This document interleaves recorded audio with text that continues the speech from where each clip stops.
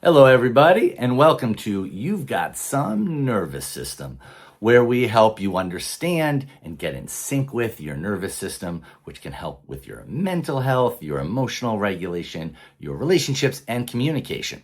And my name is Raun K. Kaufman. I've spent the last 30 years helping people in this area, and today's subject is, are you trapped or do you feel trapped?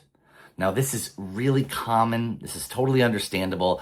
I hope you understand that everything we're going to talk about today is not meant as a criticism or critique of you if you're feeling trapped. In fact, you're in really good company. I've certainly felt that way at different times in my life.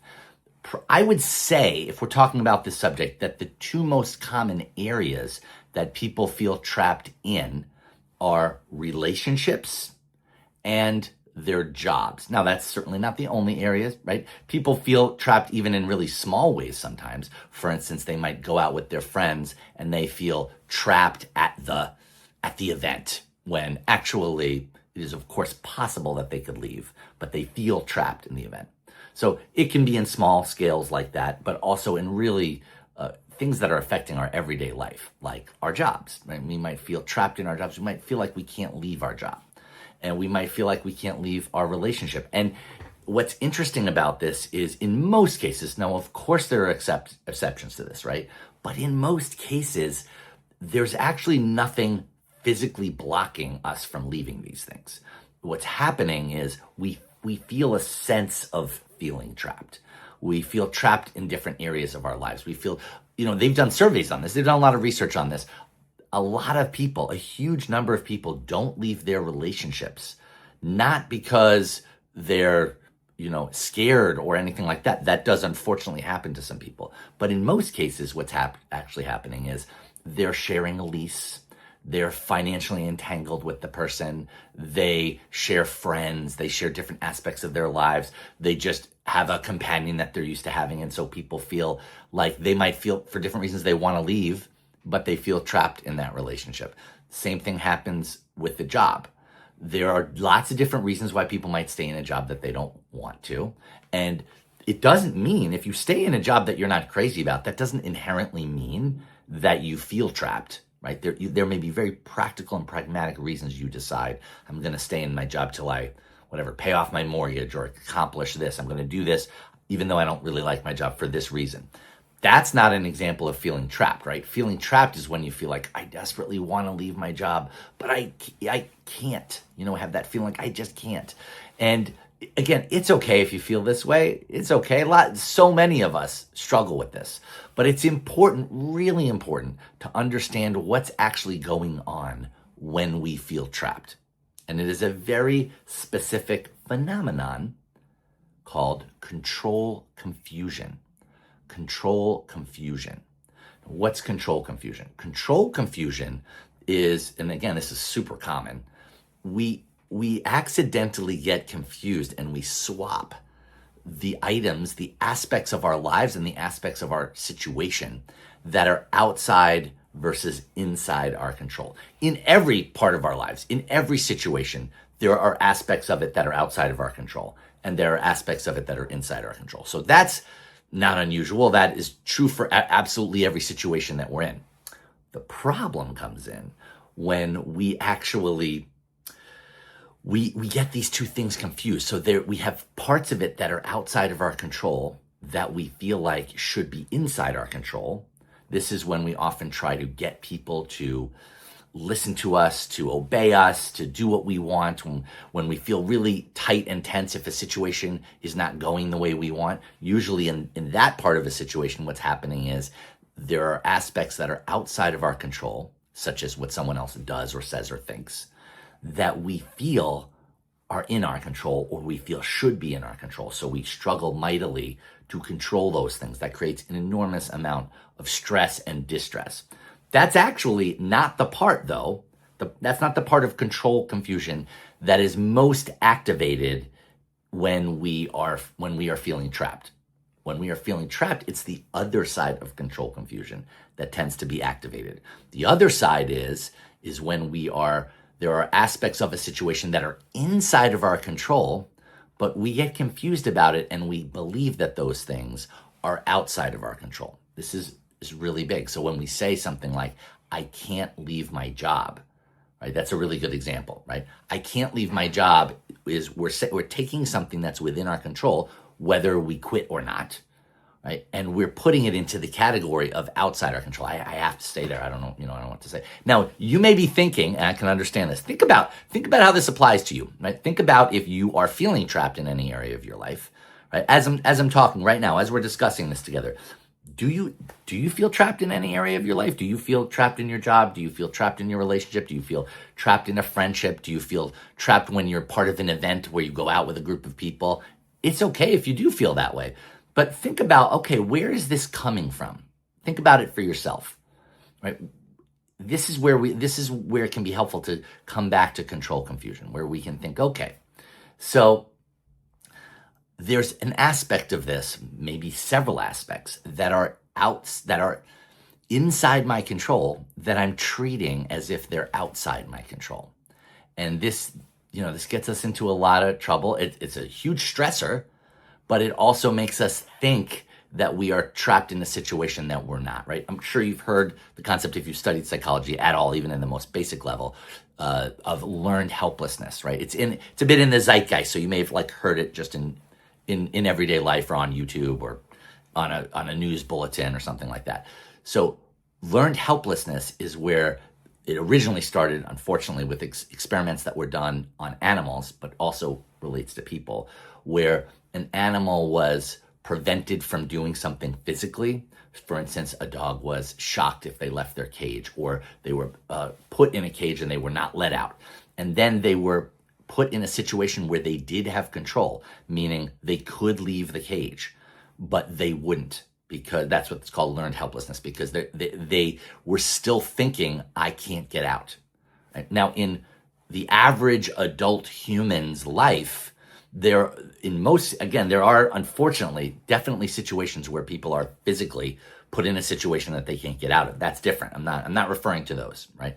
But in most situations, we're in situations that, of course, we could choose to leave. Like, we could choose, to use an example that comes up a lot, if you're out with a group of friends and you're somewhere you don't want to be, you're not enjoying yourself, or you're bored, or you just don't like it, or you don't like how you're being treated, or you don't like your surroundings, you can always leave. You can leave in the middle, right? But a lot of times you might feel like you can't leave in the middle. Right? Like, I can't do that. I've already agreed to go out, or that would be rude, or some of my friends will judge me if I do that. And there's two aspects to this. Number one, a lot of times our predictions about what will happen are often incorrect. Not always. Sometimes they are definitely correct. Sometimes your friends will judge you for that, but sometimes they won't, and you just imagine that they will. So first is to come to terms with that. Like, am I making an assumption here and predicting something that actually I've never seen happen before, or I don't generally see happen? So that's the first thing. But secondly, you may be right. Maybe someone will get upset. Maybe someone will not like it. Maybe someone will say something not nice to you. Maybe someone will not want to be friends with you. Like, all of that's possible, but that doesn't mean you're actually trapped, right? What that means is there's a consequence that you don't want, which is fair enough. You have every right not to want that. There's a consequence you don't want, and so you're deciding to stay to avoid that consequence. That's different than you're trapped, right? If you're afraid a friend is going to be mad at you or judge you or not want to talk to you, right? Again, it's okay. It's okay to be afraid of that. But that's different than I'm trapped, than I'm like, physically I can't leave, right? Now, I know that when I'm saying this, probably a lot of you are like, yeah, duh, I know. This is obvious. Of course, I can physically leave if I want. The problem is yeah, it's going to cause problems. I don't want to do that, so I feel trapped. But so this is the key to get is if you're thinking that as I'm talking right now, like, yeah, I know that already. I know I can leave. If you're thinking that, but you also feel trapped, then you're missing a piece, right? Then you're missing this piece of there is actually, you have control. You're in a zone of control here, at least of that. You can't control what your friends do and say and think, right? Can't control if they judge you, but you can control whether you leave midway through the evening. But you're believing and perceiving it as if you can't leave, when really you just don't want the consequences of leaving. again, that's totally fair. You're allowed to not want the consequences of it. That doesn't mean you're doing something wrong. It just means you're acting like something is outside your control, or maybe not just acting like it, but genuinely perceiving it as outside your control when it's actually inside your control. So this is where we want to keep coming back to this control confusion, this idea of, in fact, one of the things that Kate C. Wild and I do in our, like when we're, let's say, teaching a course with a group of people, is one of the things we have them do in actually a specific course called Rise Above, where we dive into this.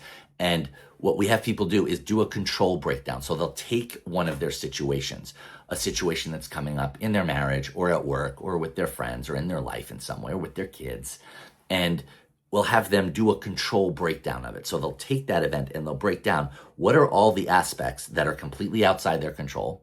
They might wish they could control it, but they can't, right? Again, one of the ones I use as the best example is what someone else is doing or saying or thinking, right? We never have control over that. We never will, right? So when we try and think that when we try to control it, we think that we should, we're experiencing control confusion. We're taking something that's in that outside of our control zone and we're kind of sliding it over to the inside of our control zone when it's never going to be in our control, right? So that's the first part of a control breakdown. The second part, which is like in a separate column, is all the aspects of a situation that are inside our control, right?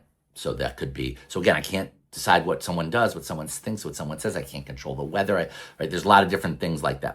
There might even be aspects of myself that things that are happening in me. So for instance, if I'm having a headache, having a migraine, then in that moment, I don't have control over the migraine.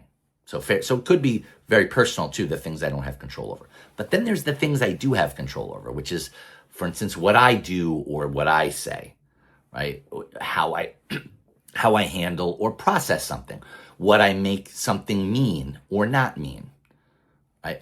Whether I decide to say what I think in a situation or not say what I think in a situation, whether I decide to leave or stay. These are all things that are in my control, in our control, right? So the more we get better at breaking things down like that and getting really clear what's in my control, what's outside my control. I know for some of you listening, this is going to sound really obvious. Like, yeah, I know I can control what I say, but I can't control what other people say. But here's the thing. If you really know that, I believe you if you tell me you know that, but if you really know that, you're not going to ever feel trapped, right? Trapped comes from not knowing that. Right? And that's what our subject is today, right? Is feeling trapped.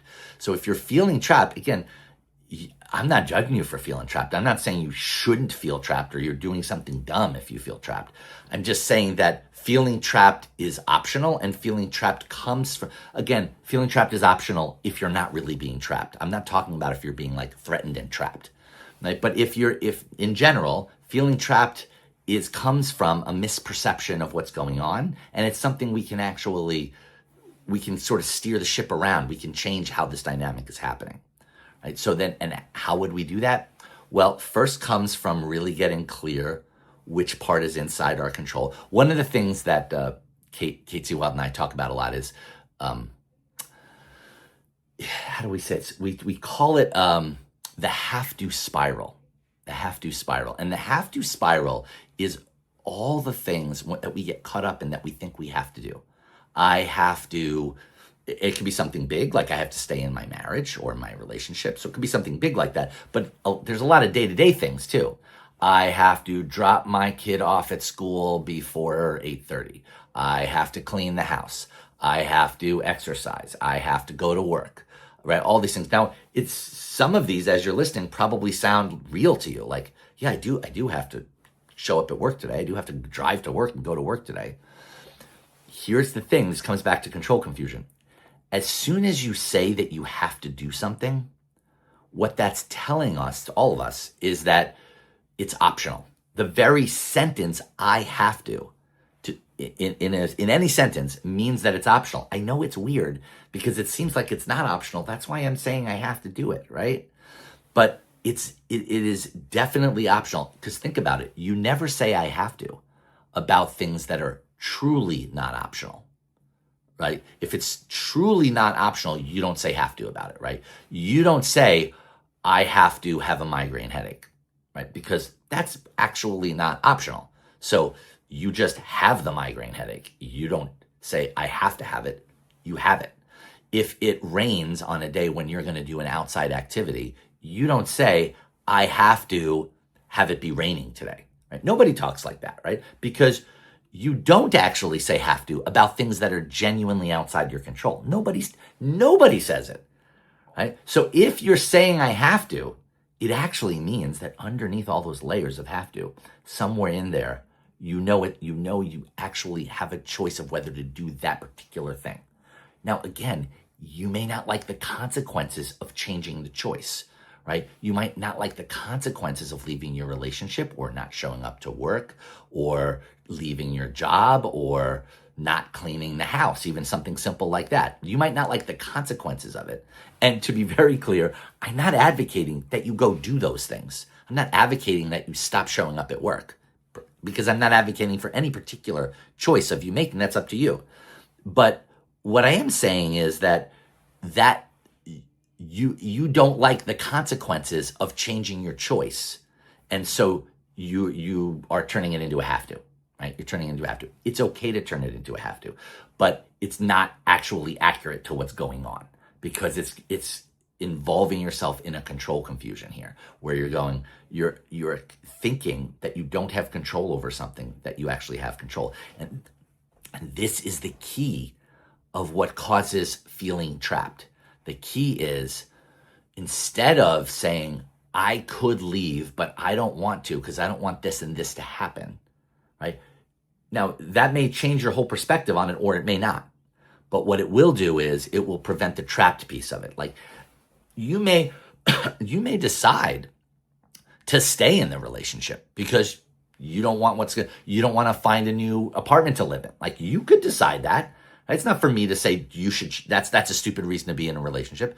If that's the reason that you're staying, you could stay for that reason because you don't want the consequence of I have to move out and find another place, or they're going to move out and now I'm responsible for this place by myself, or whatever the reason is, right? If you don't like that consequence, though, that's not the trapped part. The trapped part is happening in here. It's. I heard someone say once, feeling trapped isn't actually about the cage. It's about your mental map of the cage, right? So that's what's actually happening. Your mental map is saying, I can't leave. When what's really happening is, I don't want to leave because I don't want this particular consequence of leaving, right? And just reframing it that way can be very helpful. Again, I'm not saying it makes you change your mind. Sometimes it will, and sometimes it won't. That's based on what you decide is best for you. But even if you don't change your mind, it's still so helpful if you can get out of the trapped paradigm and if you can get out of the have-to spiral. Remember the have-to spiral of you thinking you have to do something. If you say you have to, that means it's optional. It just means it's optional, but you don't like the consequence of changing your decision, right? So I'm not pushing you to do something that's going to bring you a consequence you don't like. If you really don't want the consequence, fair enough. You don't have to endure the consequence if you don't like the consequence. But that's still not being trapped. That's still an actual choice. And listen, I've definitely had these experiences many, many times in my life. I've definitely been in relationships where I felt trapped in the relationship. 100%. I've been in relationships and I've even been in the smaller examples I was giving you. I've been in situations like out with a group of friends and felt trapped in that particular event. I've definitely had that. So it's not like I'm better than you and I'm saying, I would never feel trapped in that situation. I've definitely experienced it, but I've also experienced what's underneath the feeling trapped, which is I have control confusion.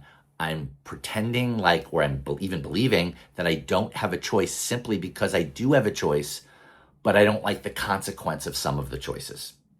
So I just want to throw this out to you to really think about it. Think about your own life and how this affects you. Like think about, are there different things where you have choices that you can make and you're telling yourself you have to make a certain choice, or you're telling yourself you can't, quote, can't make another choice. Right? Now, I'm not one of these people that's going to tell you, don't ever say you can't do something because you can do anything. If you say you can't climb Mount Everest or you can't do 20 pull-ups, I'm going to believe you. I'm going to believe you, right? I can't do 20 pull-ups, right? So that's not like a fake thing. That means I could put all my effort, at least right now, I could work up to 20. But like if today I wanted to do 20 pull-ups, I can't do it, right? That's different. That's different though than what we're talking about. Of course, there are some things that you can't do in life, right? Maybe you can't do 20 pull-ups. Maybe you can't climb Mount Everest. Maybe you can't do large multiplication problems in your head, right? Fair enough. If you feel like you can't do it, I'm not going to try and disabuse you of that. That's different than this. This is about an actual choice you could make differently tomorrow if you wanted to, right? And I have just a fun exercise you could try with this. And this can be very helpful. This is nothing they've done studies on, where they found that one of the biggest ways for people to experience autonomy and not feel trapped is they could change their paradigm, how they're thinking of it. But one of the best ways they found in studies is to actually simply practice making a different choice and see what that feels like, even if you're not crazy about the consequences. So for instance, you could, even though I know this is hard, I'm not saying it's always easy, you could say in the middle of an event with your friends, you could start small where it's not an event that's going to affect the rest of your life, right? You could say, hey, you know what, guys, I'm tired, I'm going to go home. Right, even though that might be something that you've never done before, right? And you leave in the middle of everything. Everyone's like, "Oh, come on, we all were gonna go out. You're leaving right in the middle. You're leaving before the movie starts. You're leaving before this, before that, right?" And then you go, "Yeah, I know, I am. You're right, guys. But anyway, I'm gonna head home." So you could do that, not even because it's so important that you go home, but because the act of making a different choice, the act of doing the thing you think you are not allowed to do, the act of not doing the thing that you think you have to do is extremely powerful. It's extremely powerful because it teaches your brain something like, it doesn't just teach, like, it's not just about the concept that I'm explaining to you about, like, hey, you have a choice here. It actually teaches your brain not the idea of I have a different choice, but the reality of, I actually, not just I have a different choice, but actually I made a different choice. So that's real. Like, I actually really was able to do that. So that means I thought I had to stay, but actually I didn't have to stay. I thought I wasn't able to leave, but I actually was able to leave. I thought I was trapped, but I actually showed by actually doing that I wasn't trapped. And that's why I say for that kind of thing, it's good to start small, right? I'm not saying go quit your job tomorrow just to prove you don't feel trapped, right? Start with something small to show, like, okay, I can see that even these little things that I always felt a big have to around, that I always felt a big trapped around, that I always felt like I couldn't change this thing, I can do something different. And then once you've done that several different times with several different choices, if you want, this is up to you, you can start to go bigger and say, well, okay, so now that I've really shown myself that these are choices, that these are within my zone of control, is there anything bigger I want to decide? Like, how do I feel about my relationship? How do I feel about my job? Since I proved I could leave or change these other things, do I want to open my mind to, I could change this. I could leave the relationship. Again, it doesn't have to be leaving the relationship. I'm not saying everyone should be leaving their relationships, but if that's a thing for you, if that's something you feel trapped in, like, okay, I've proven it to myself in these other situations. What would happen if I actually tried that out and tried leaving my relationship, saw how that felt, what that felt like for me, right? This all comes back to an even deeper concept than control confusion, which is that so many of us spend most of our lives being really out of sync with our own nervous systems. We actually, our nervous systems are constantly in communication with us, and they're telling us really important information. Right? Sometimes it's very basic information, like you're tired, you're hungry, you're thirsty, you have to go to the bathroom, you're cold, you're hot, right? They might be telling you that information and you might be tuning it out or ignoring it, which puts you out of sync, right? Sometimes it's telling you information. This is a really important one, right? All of our emotions are messages from our nervous system. And in fact, an unhappy emotion, we'll talk about this in a separate video, but I'll just give you the taster of it. Any unhappy emotion you feel, scared, frustrated, angry, sad, these are messages from your nervous system. And oftentimes we cut off from those messages and tune those messages out. Those messages have very specific meanings. They're actually really useful if we take in and receive those messages. If we don't, we get cut off from ourselves, and causes just lots of different problems and lots of different, sometimes even crises in our lives. So that's really important. So coming back to control confusion is a little piece of this, but the bigger piece is to be in sync with and be able to tune into and hear the messages from our nervous system. So again, sometimes it'll tell you you're hungry, you're thirsty, you have to use the bathroom. Sometimes it'll tell you an emotion that you're feeling that you want to tune into. And sometimes, if you really get good at tuning into it, it'll tell you what's most important to you and what you really want. We get really cut off from what we want and what's important to us. And that's why we stay in things that we don't really want to be in, and then later feel trapped because we stayed somewhere that we didn't want to be. So think about that. Think about that. This could be a real game changer for a lot of you. This is a really, it's the kind of thing that we get really habituated to. And so we start to feel like it's just our reality, when really we could have a really different reality. We could have a really different experience with that. So I hope that this was helpful to you. We're going to drop another one of these videos in a week's time. And if you have any thoughts about this, if you have any questions about this, feel free to drop something in the comments. If I'm able, I'll certainly be able to respond to at least a few of you. And I hope this was helpful. I hope it gives you at least some food for thought, so that you can start to see that there's maybe more options on the table than you might have initially thought. Okay? Take care, everybody. Really nice to have this time with you.